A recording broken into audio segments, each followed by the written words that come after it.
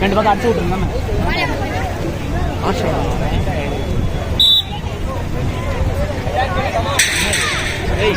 எத்தனை பேர் தண்ணி ஒரு நாளைக்கு உட்கார கீழே